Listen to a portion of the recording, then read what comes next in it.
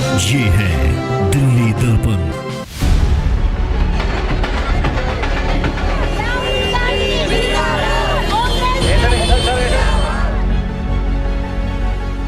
दिल्ली में नगर निगम की जिन 5 सीटों पर उपचुनाव हो रहा है उनमें शालीमार बाग भी है। इस सीट पर कुल 45,000 मतदाता हैं।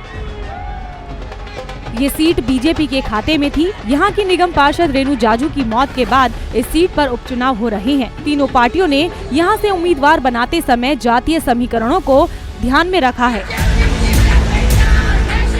बीजेपी ने इस सीट पर पहले पार्षद रही रेणु जाजू की पुत्र वधू सुरभि जाजू को प्रत्याशी बनाया है। सुरभि जाजू वैश्य समाज से आती हैं। शालीमार बाग की सियासत में वैश्य और पंजाबी समाज का दबदबा रहा है। इस सीट पर 16 ब्लॉक हैं, जिसमें बीजेपी का यहाँ परंपरागत वोट भी है। ये वोट करीब 10,000 से 12,000 है।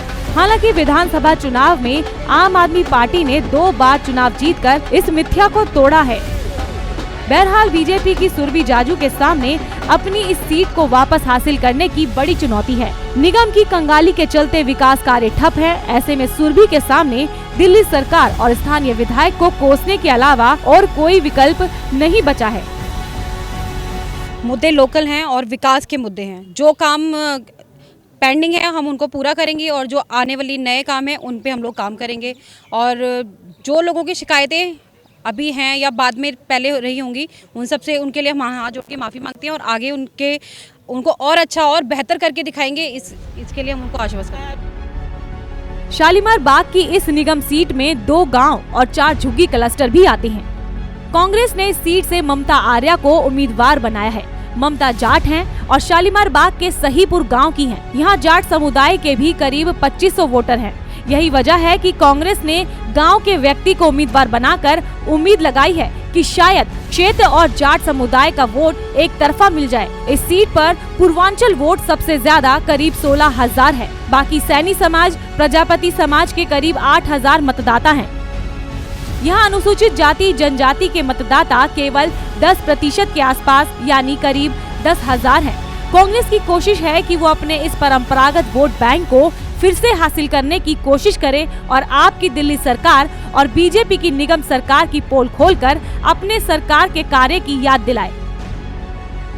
मुद्दे हमारे यही हैं। जो आजकल जो पार्कों की हालत देखो, ना ही उनमें कटाई, पेड़ों की कोई कटाई हो रही है, ना ही पेड़ों का कोई रख रखाव है। पहले पेड़ों के साथ जालियां लगी होती थी, आजकल तो पेड़ ऐसे ही खुले पड़े रहते हैं। जो जानवर है वो ऐसे ही सींग मारते रहते, उनमें खराब करते हैं उनको। बाकी रोड साइड देखिए आप, जो नालियां हैं, सीवर तो वैसे ही खराब है। किसी सीवर हर रोज सीवर ठीक करने आते हैं, उनको खाली करने आते हैं, फिर वो दोबारा फिर भर जाते हैं।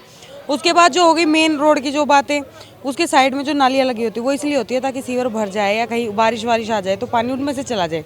उनकी हालत बिल्कुल खस्ता है। आम आदमी पार्टी ने यहां से अपने एक कार्यकर्ता की पत्नी सुनीता मिश्रा को प्रत्याशी बनाकर पूर्वांचल कार्ड खेला है।